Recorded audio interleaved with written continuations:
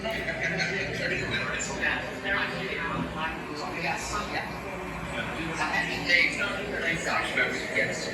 morning. Let's have a cigarette, what? No. Georgia, what? No. That's right.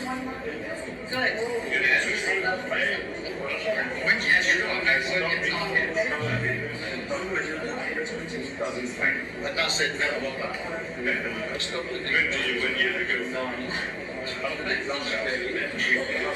ఇది ఫ్రాన్స్లో జరుగుతున్నటువంటి G7 సదస్సుకు వచ్చినటువంటి దేశాధినేతలు మాట్లాడుకున్నటువంటి మాటలు. నేను నెల రోజుల క్రితమే స్మోకింగ్ మానేశానని చెప్పి ఇటలీ ప్రధాని అయినటువంటి మెలోనీ చెప్పింది.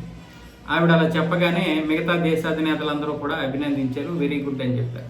అలాగే అదే మాటల్లో ఇంకొక దేశాధినేత ఎవరో కానీ నేను కాఫీ మానేశానని, అలాగే మరొకరు నేను 2005లోనే మానేశానని చెప్పి ఇంకొకరు, ఇలా అందరూ కూడా వాళ్ళ యొక్క వ్యక్తిగత చెడు అలవాట్ల గురించి, వ్యసనాల గురించి అయితే మాట్లాడుకున్నారు. అయితే ఇందులో వివాదాస్పదం ఏమీ లేదు. కాకపోతే మనం చేయాలనుకుంటే దేన్నైనా చేయొచ్చు. వాళ్ళ వ్యక్తిగత అలవాట్ల గురించి వాళ్ళు సరదాగా మాట్లాడుకున్నారు, ఒకరి గురించి ఒకరు తెలుసుకున్నారు, తప్పేమీ లేదు. ప్రతి వ్యక్తికి కొన్ని వ్యక్తిగత వ్యసనాలు ఉంటాయి. అవి ఎవరైనా సరే. కొంతమందికి టీ తాగడం అలవాటు, కొంతమందికి సిగరెట్ తాగడం అలవాటు, కొంతమందికి మందు తాగడం అలవాటు, సో ఇలా మరి కొంతమందికి బయట తిరగడం అలవాటు, ఇలా రకరకాల అలవాట్లు అయితే ఉంటాయి. అవేమి మనిషి జీవితాన్ని పూర్తిగా ప్రభావితం చేయవు. కానీ దీని గురించి చాలామంది నరేంద్ర మోదీ చెబితేనే ఈవిడ మానేసిందని కొంతమంది వెటకారంగా మాట్లాడుతున్నారు మన దేశంలో.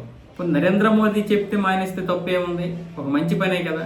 స్మోకింగ్ మానేయడం అనేది అంత చిన్న వయసులో మంచిదే కదా. ఆవిడకి మంచిదే, ఆ దేశానికి మంచిదే, ఒక ఫ్రెండ్గా నరేంద్ర మోదీకి మంచిదే. దీన్ని ఏ విధంగా మీరు మాట్లాడుకుంటారో నాకు అర్థం కాదు. వాళ్ళిద్దరూ మంచి ఫ్రెండ్లీగా నవ్వుకుంటూ ఉంటే ఇక్కడ భరించలేకపోతున్నారు చాలామంది. అంటే ఇద్దరు మంచిగా ఉన్నా భరించలేరు మన దేశంలో. అలాంటి దరిద్రపు శత్రువులు ఉన్నారు.